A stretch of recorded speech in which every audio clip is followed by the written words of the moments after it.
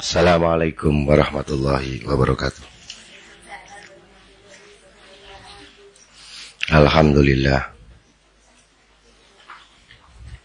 Alhamdulillah wa syukurillah wa ni'matillah wa la hawla wa la quwata illa billah. Wassalatu wassalam ala asrafil kainat wa sayyidis sadat nabina wa maulana Muhammad sallallahu alaihi wasallam wa ala alihi wa sahbihi ajma'in. Qala Allah Ta'ala fi kitabil karim, a'udzu billahi minasy syaithanir rajim. Bismillahirrahmanirrahim. Qul huwallahu ahad, Allahus samad, lam yalid wa lam yulad wa lam yakul lahu kufuwan ahad. An riwayat Abu Hurairah radhiyallahu an wa qala Nabi Muhammad sallallahu alaihi wasallam, yakhruju fi akhiriz zaman aqwamun yajlibuna dunya biddin fayalbasuna linnasi juludatto nifillin alsinatuhum ahla fis sukari wa qulubuhum qulubat di'abi. Yaqulullahu ta'ala,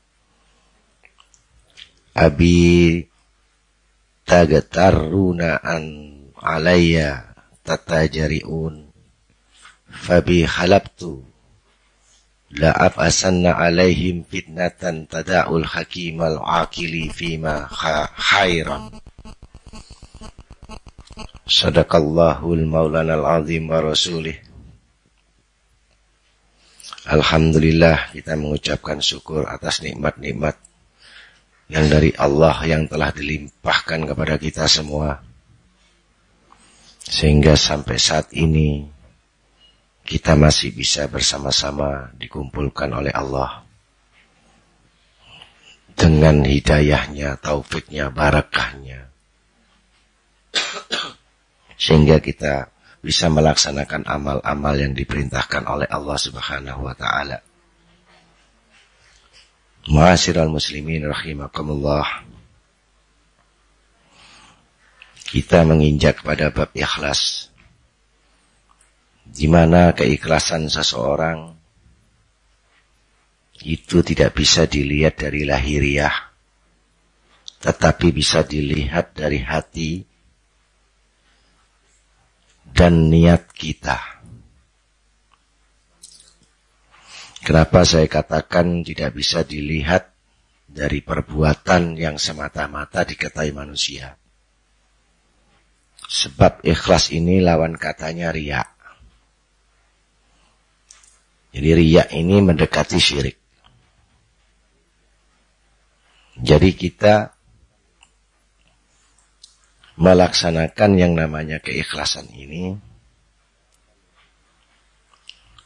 bahwa ikhlas merupakan satu kunci kehidupan manusia untuk mencapai ridhanya Allah. Ibadah apa saja yang gak ada ikhlasnya, itu tidak sampai pada ridhanya Allah. Jadi Nabi mengatakan, akhwafu ma akhafu alaikumu syirku al-asgar. Qalu ya Rasulullah, wa ma syirkul asgar? Qala ar-riya. Yaqulullahu ta'ala, lahum yawma yujazil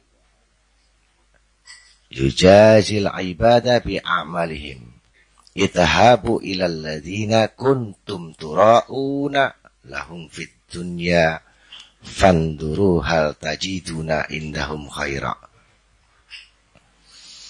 Nabi mengatakan, yang sangat saya khawatirkan atas kamu sekalian ialah penyakit syirik yang sangat terkecil. Syirkul asgar artinya syirik yang kecil. Maka sahabat bertanya, Ya Rasulullah, apakah yang dinamakan syirik yang kecil itu? Rasulullah menjawab, yaitu riya. Riya itu pamer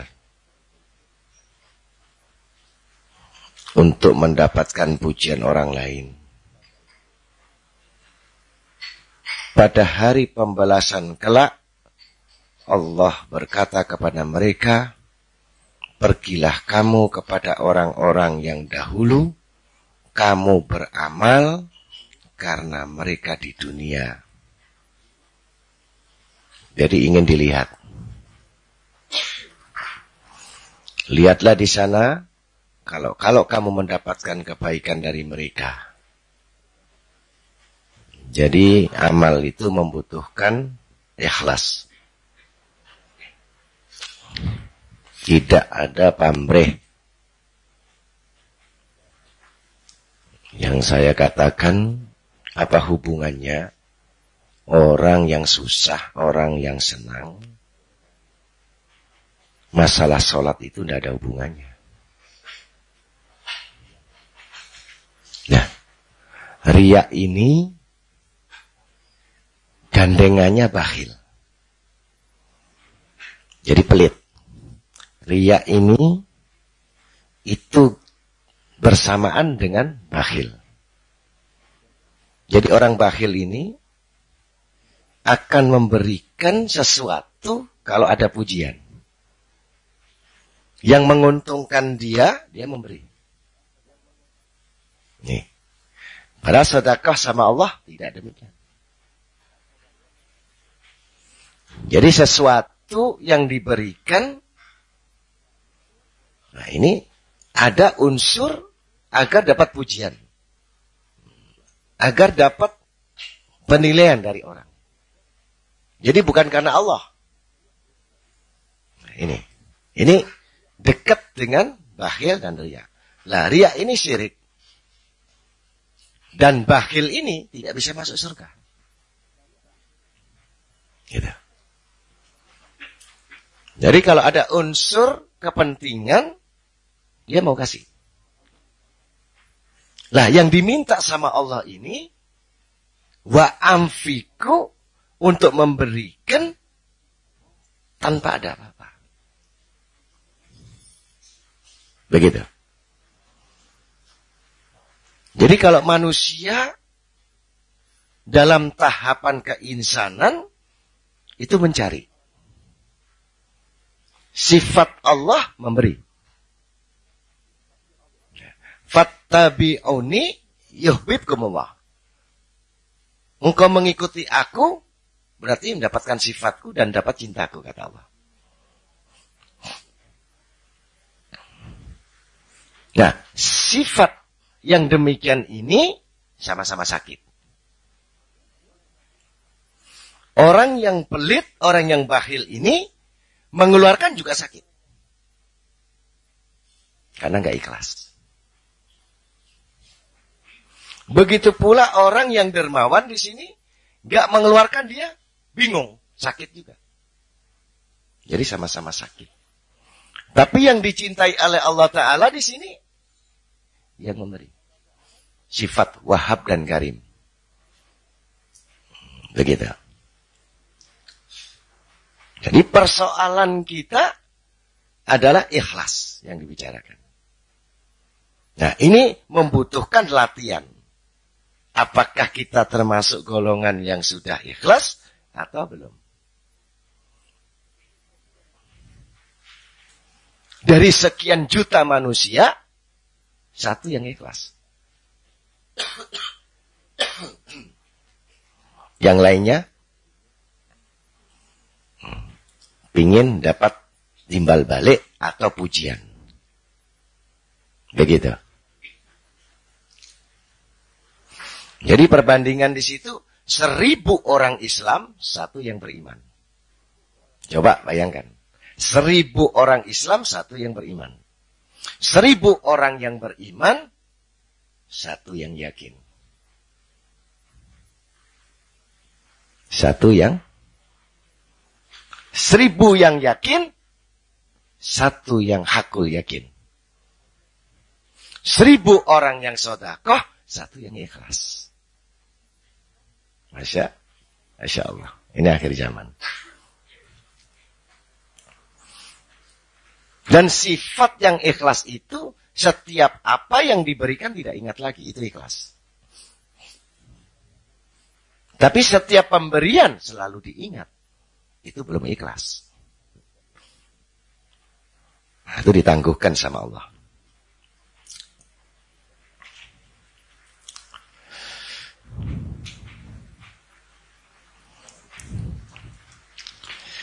Maka dari itu kita harus menyadari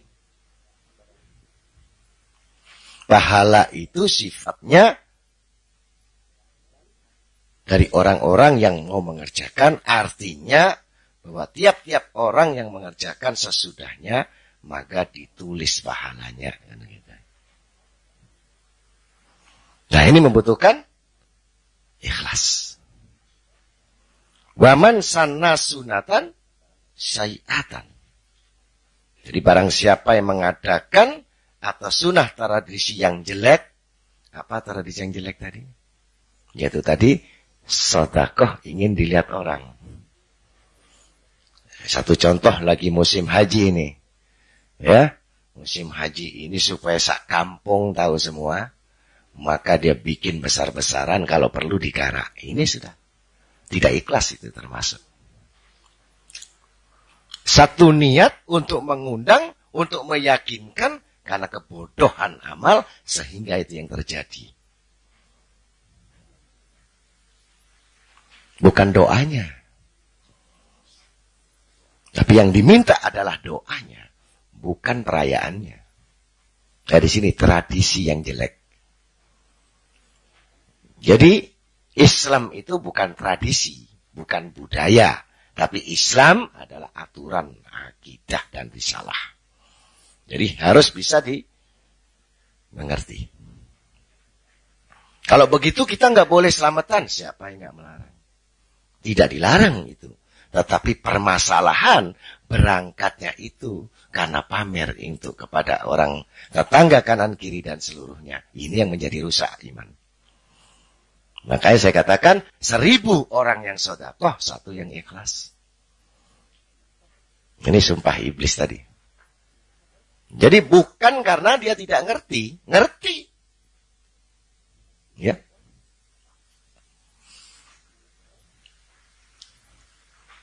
Karena apa? Dunia ini memang begitu.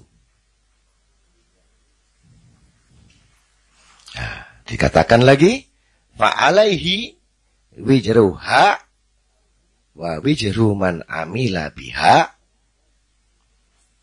Maka baginya dosa dari sunnah yang jelek.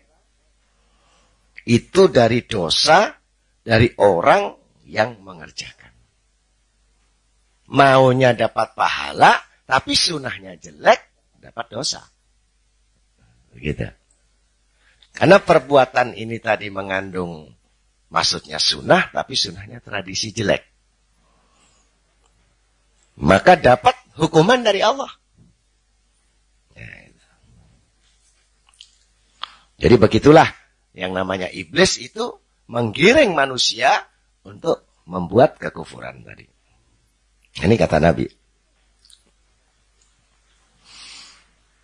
Maka Nabi Muhammad SAW ditanya, siapakah hamba manusia yang paling dicintai Allah Ta'ala? Nah, ini. Jadi saya katakan, fattabi'uni yuhibbukumullah. Orang yang mengikuti Allah, dicintai Allah. Beliau menjawab,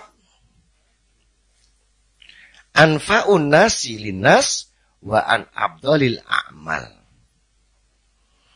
Ialah orang yang paling bermanfaat bagi manusia. Nah, siapa manusia yang dicintai oleh Allah? Yaitu orang yang bermanfaat bagi manusia.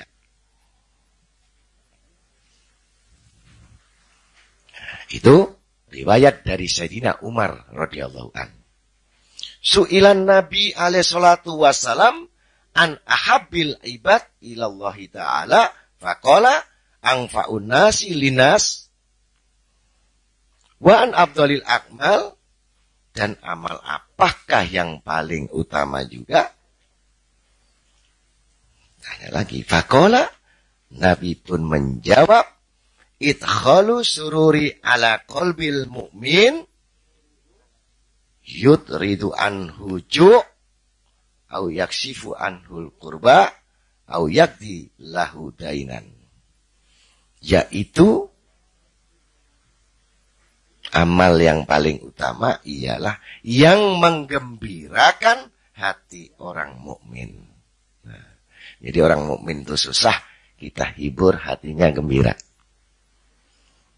Orang yang susah kita hibur hatinya gembira. Atau berusaha mengusir atau menghilangkan rasa laparnya. Jadi orang yang suka memberi makan. Makanya saya ajarkan, gimana saya ajarkan satu hari, ya, kita makan berapa kali? 3 kali. Kamu lupa, ada yang satu, itu bukan hak kamu. Wa ammas sa'ila fala tanhar. Itu ada haknya orang miskin. Jadi 3 dikurangi 1 piring. Berarti tinggal 2. Per kepala 1. Kalau kita mempunyai keluarga 5, berarti 5 kepala, 5 piring. Tiap hari. Ini kalau murid saya. Katakan kamu tidak ada, padahal kamu ada. Jangan kau sembunyikan apa-apa kenikmatan yang kuberikan kepadamu. Miskin, tetap 3 piring. Fakir, nggak ada yang dimakan. Jadi 1 piring ini hak fuqara wal masakin.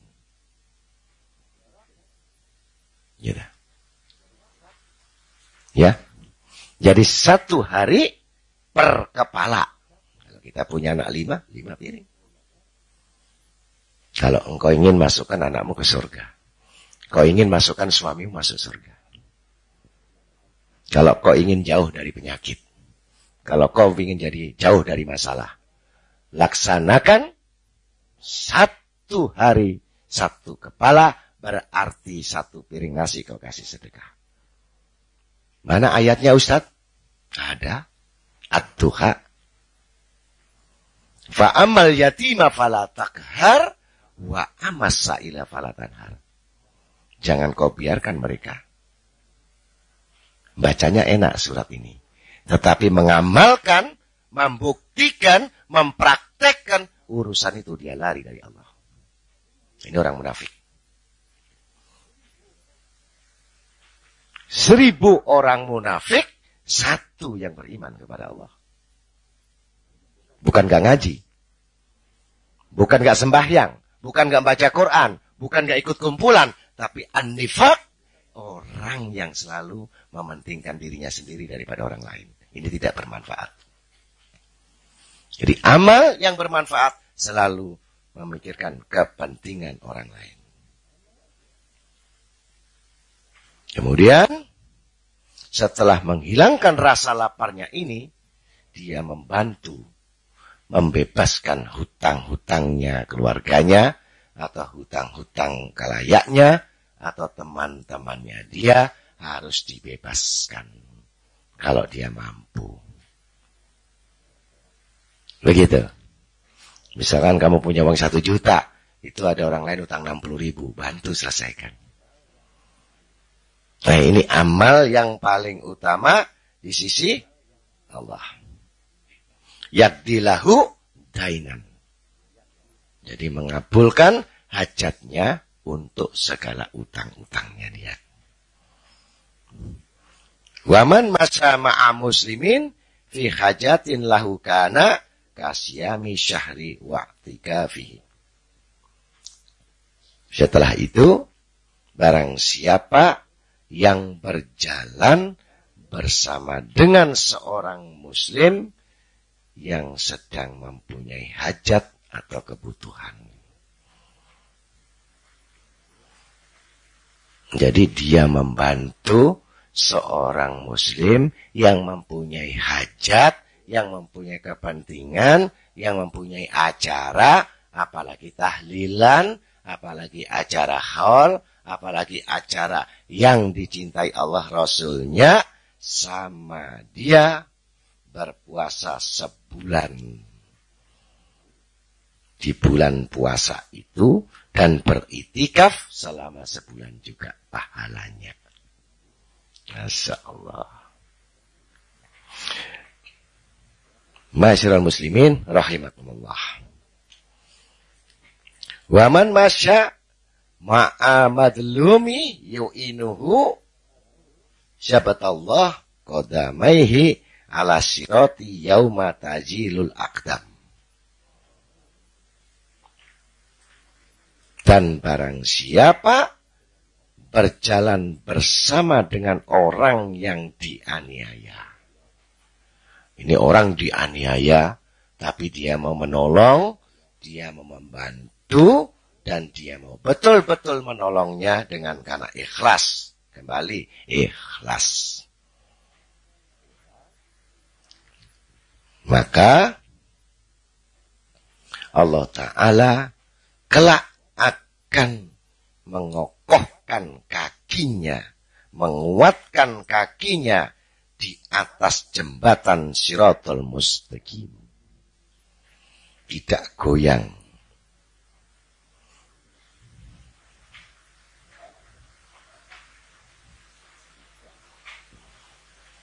Tidak tergelincir. Nah, itu.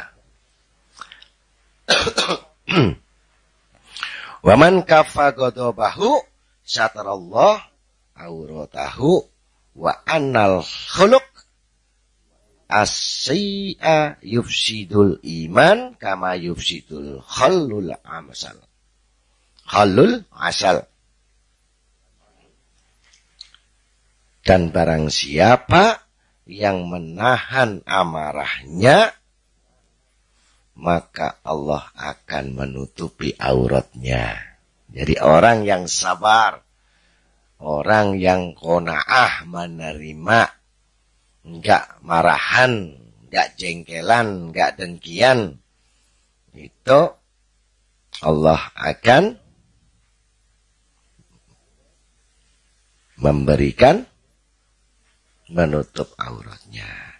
Dan sesungguhnya akhlak busuk itu, akhlak yang jelek itu akan banyak merusak iman. Jadi perbuatan akhlak yang buruk pasti merusak iman. Sebagaimana rasa cuka itu tidak sama dengan rasa madu. Iman ibarat madu, akhlak rusak ibarat cuka. Nah, jadi enggak bakal bisa disamakan orang baik dan tidak baik.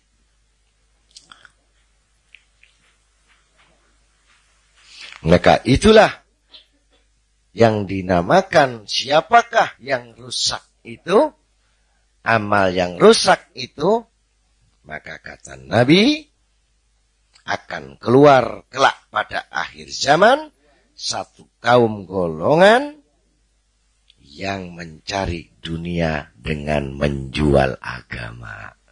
Gitu. Nah ini, cuka semua sudah. Ya. Mencari dunia dengan cara menjual agama. Di mana-mana sudah mendaftarkan diri.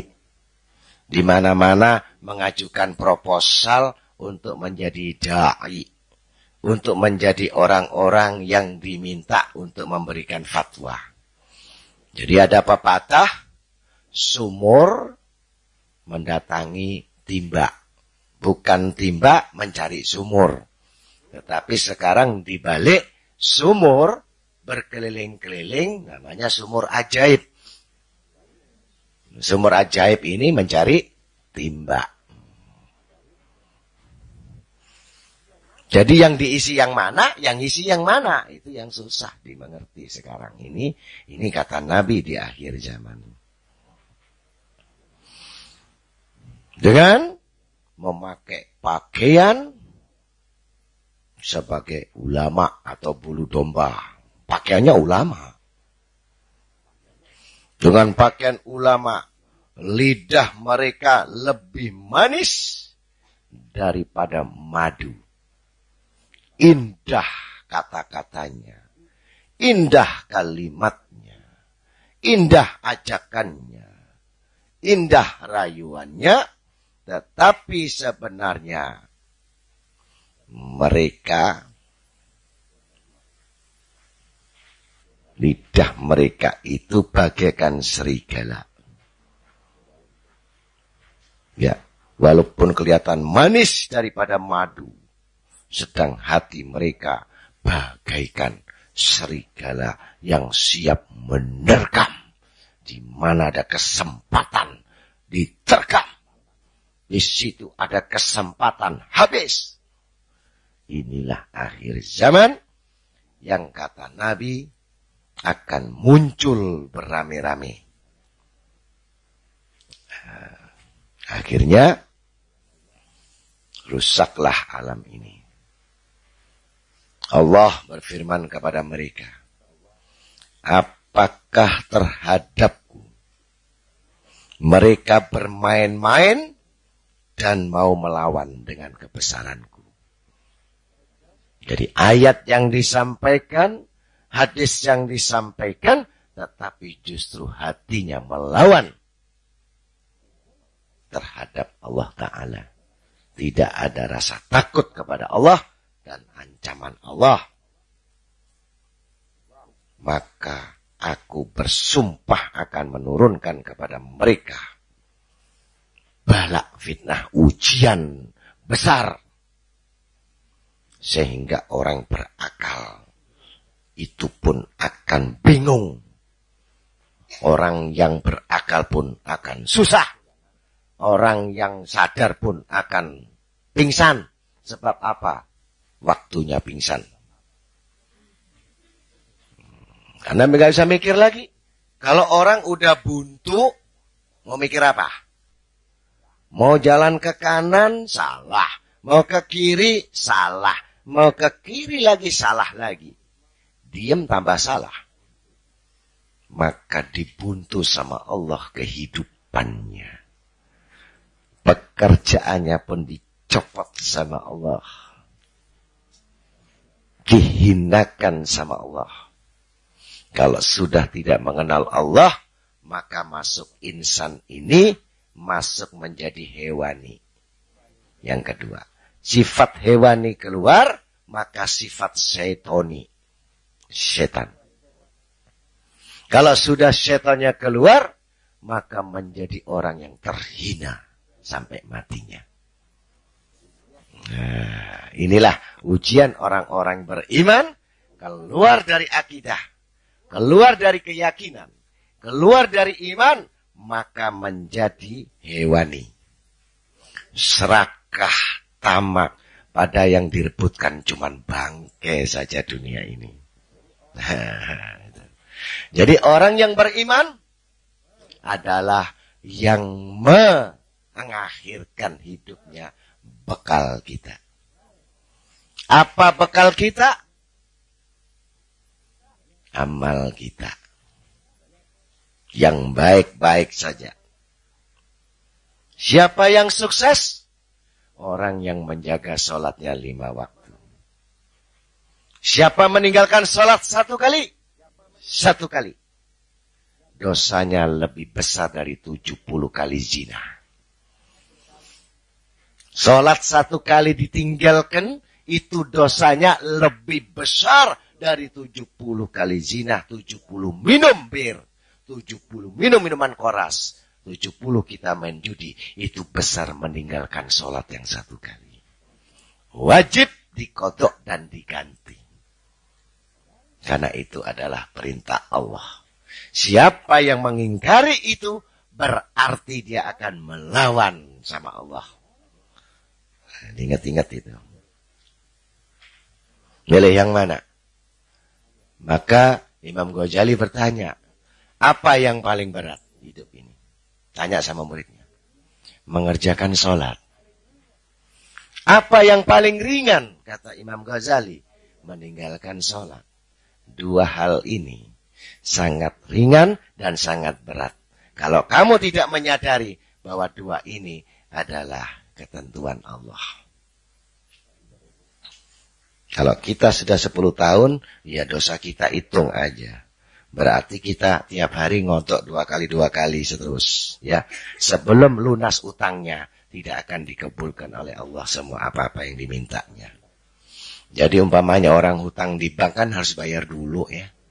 Masa utangnya udah banyak, utang lagi bisa. Selesaikan dulu baru ngutang lagi. Begitu. Ya. Jadi ingat, orang-orang yang sudah banyak meninggalkan,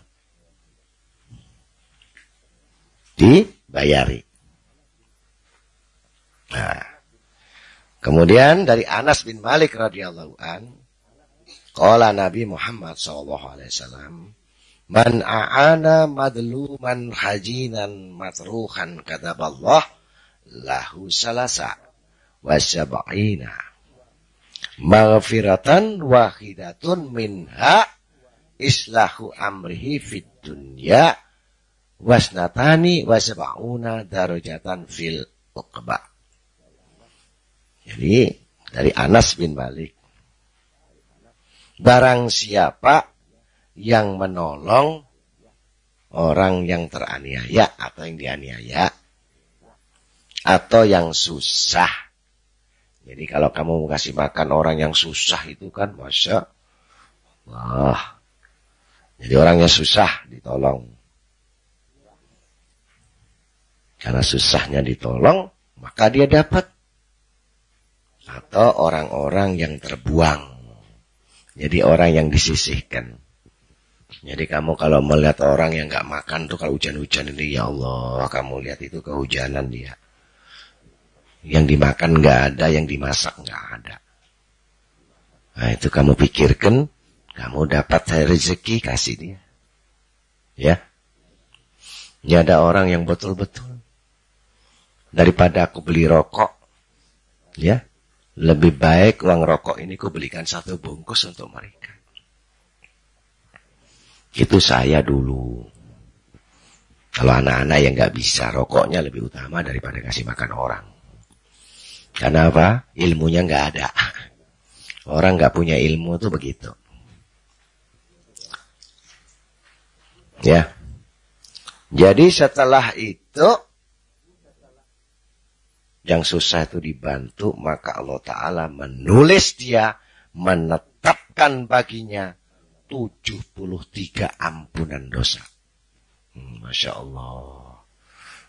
Jadi memberi makan, atau memberikan pakaian, atau memberikan sesuatu yang kamu cintai, itu dapat 73 ampunan dosa dari Allah. Masya maghfiratan wahidatun minha islahu amrihi fid dunya wasnatani wasab'una darajatan fil uqba. Salah satu dari antaranya ialah akan memperbaiki urusan di dunia dan 72 derajat di akhirat. Jadi dunianya akan disukseskan, 72 akhirat dapat jaminan di surga. Masya Allah. Tapi ikhlas. Ya. Jangan karena dilihat orang. Ya. Atau terpaksa. Ada nggak sedekah terpaksa? Nah. Maka sabda Nabi, man sana sunatan hasanatan falahu ajruha wa ajru man amila biha ila yaumil qiyamah. Jadi siapa yang mau memberi contoh kebaikan. Barang siapa yang memberikan contoh kebaikan, maka ia mendapat pahala. Dan pahala orang-orang yang meniru perbuatannya sampai hari kiamat. Begitu. Jadi kebaikannya itu diberi sampai hari kiamat. Jadi kasih contoh, tuh kasih sedekah, kamu teman ikut. Nah, kebaikan teman tadi kamu dapat. Gitu. Ya. Jadi kebaikan itu ditiru, maka dia dapat kebaikan itu sampai hari kiamat. Waman sana sunatan sayiatan fa'alaihi wijruha wa wijru man amila biha ila yaumil kiamah. Dan sebaliknya, siapa yang memberi contoh kejahatan, ya, maka ia mendapat dosa, dan dosa orang yang meniru perbuatannya juga sampai hari kiamat. Jadi kamu ngasih contoh, ayo caranya bagaimana korupsi, ditiru terus sampai hari kiamat. Ayo bagaimana caranya mencuri, ditiru, itu maka sampai hari kiamat. Ayo kita bujuk sana, bujuk sini, ditiru, itu sama dengan juga sampai di hari kiamat dosa itu tercatat. Siapapun yang khianat pun akan sampai di hari kiamat. Jadi paling mudah manusia itu mengatakan, tetapi sangat sulit untuk melaksanakan. Mudah untuk belajar, tapi sangat sulit untuk mempraktikkan. Itulah akhir zaman. Ma'asyiral muslimin rahimakumullah. Sampai Nabi pun mengatakan, barang siapa yang mau memudahkan kesulitan seorang muslim di dunia ini. Jadi semua saudara Islam kita, semua keluarga Islam kita, semua kerabat kita Islam kita, agar kita membantu dengan betul-betul ikhlas. Itu ajaran Nabi. Maka Allah akan memudahkan urusannya dan kesulitannya dari beberapa kesulitan hari kiamat. Dan Allah akan tetap menolong hambanya selama hamba itu tetap mau menolong saudaranya. Masya Allah. Jadi hadis ini dari Abi Hurairah radhiyallahu an, qala Nabi, man faraja an muslimin kurbatan fid dunya, farajallahu anhu kurbatan min kurabi yaumil qiyamah, wallahu fi aunil abdi madamal abdu fi auni akhihi. Sampai hari kiamat selama dia menolong. Misalkan ada orang minta kok langganan terus. Ini terus minta orangnya itu-itu aja. Mungkin kamu bosen. Saya katakan kemarin ada orang ngaji. Kalau kamu memohon sama Allah, doanya cuma itu-itu aja. Apa Allah nggak bosen juga melihat kamu? Ini bodoh bahlul nggak mau belajar. Doanya cuma Rabbana atina fid dunya hasanah wa fil akhirati hasanah wa qina adzabannar. Bisanya cuma itu tok. Begitu dilihat, itu lagi besok, itu lagi besok. Sama dengan orang didatangkan. Ciri khas doa mau dikabulkan oleh Allah. Akan didatangkan orang untuk meminta dan mengganggu kamu. Itu ciri khas doa mau dikabulkan oleh Allah. Hikmah. Orang yang doanya mau dikabulkan, didatangkan orang madlum, orang teraniaya, datang untuk kita mengganggu. Apakah kita sanggup untuk memberikan? Kalau kita tolak, doa kita pun ditolak. Masalah pun tidak akan selesai. Masa? Jadi orang memberi, orang membantu, orang menolong dirinya sendiri, saudara. Bukan menolong orang itu. Kadang-kadang bodohnya manusia. Kalau ngasih orang, tentu saya rugi. Tidak. Kamu menolong dirimu sendiri. Di Al-Quran itu dihembuskan ayat-ayat yang selalu untuk menerjemahkannya, memberi. Gitu. Itu namanya zuhud. Mau kaya, zuhud. Mau miskin, pelit. Masya Allah. Jadi di sini kedudukan orang-orang yang dijayakan, disuksesan oleh Allah, itu suka menolong dan memberi. Sifat karim, bukan sifat yang tidak ada.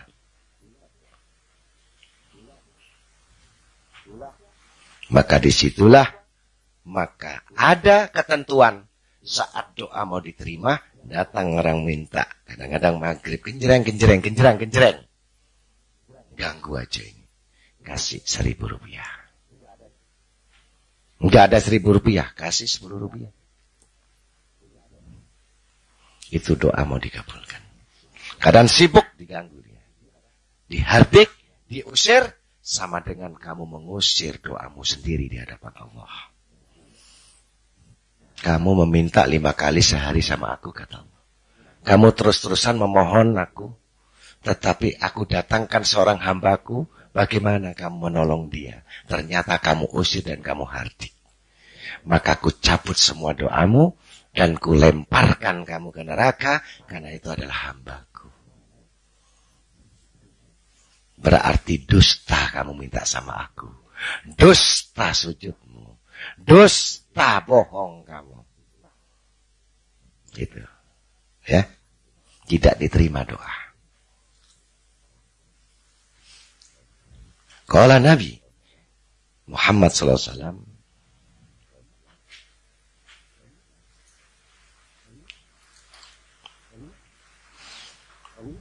apa yang dikatakan Nabi?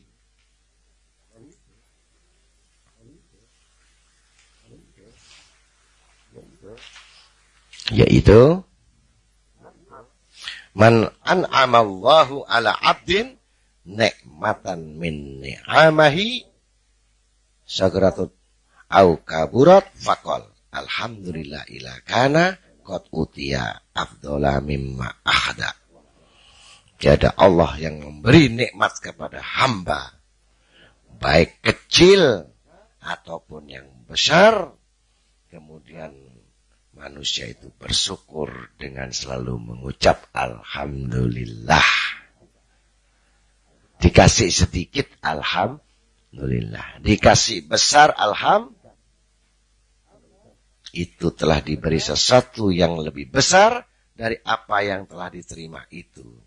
Karena mengucapkan syukur itu dengan mengatakan alhamdulillah itu lebih besar daripada nikmat yang diberikan kepada orang itu. Terima kasih kepada orang, alhamdulillah kepada Allah.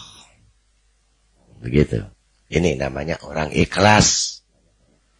Nah, kalau yang nggak ikhlas, sedikit mencucu dia. Merengut, tahu berkerut. Ya. Tambah jadi miskinnya itu.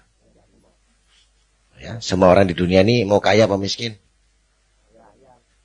Mau kaya atau mau miskin? Kaya utang? Banyak. Kaya tapi utang? Banyak.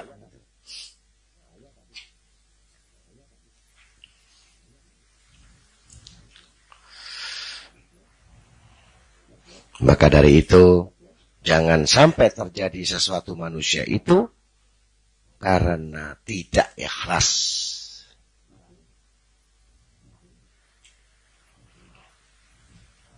Maka saya berikan keterangan setiap hari subuh. Setiap subuh itu ada 2 malaikat yang menjaga kita. Kalau satu hari tidak mau memberikan makan, tidak mau mengeluarkan rezeki, tidak mau mengeluarkan sedekah, satu hari itu, maka satu malaikat itu berdoa untuk mengutuk dia agar ditimpakan bala bencana kepada orang yang tidak mau sedekah satu hari itu. Itu tiap hari. Dan malaikat Zabaniyah dan malaikat Kiroman yang sebelah kanan. andai kata satu hari subuh itu dia tunaikan untuk menjalankan perintah Allah dengan infak, dengan sedekah, maka malaikat ini memohonkan kepada Allah, ya Allah gantikan sampai 700 kali lipat dan jauhkan bala musibah daripadanya. Masya Allah, itu ajaran Nabi. Jadi kalau kita tiap hari, makanya saya mengatakan dan menghimbau, jangan lupa kalau kita satu hari makan 3 piring, jangan nunggu besok. Ya kalau besok nggak mati, kita berikan kebaikan itu untuk kamu sendiri. Yang bisa menolong bukan orang lain. Yang bisa merubah nasibmu bukan orang lain. Yang bisa jadi baik bukan orang lain. Dirimu sendiri yang mau merubah jadi orang baik. Bukan Allah yang merubah. Kalau enggak kamu sendiri yang merubah. Jadi yang baik, yang tambah baik, bertambah baik, terus menerus tambah baik. Itu yang diharapkan sama Allah dan Rasulnya. Maka di situ jangan sekali-kali menyembunyikan segala hal.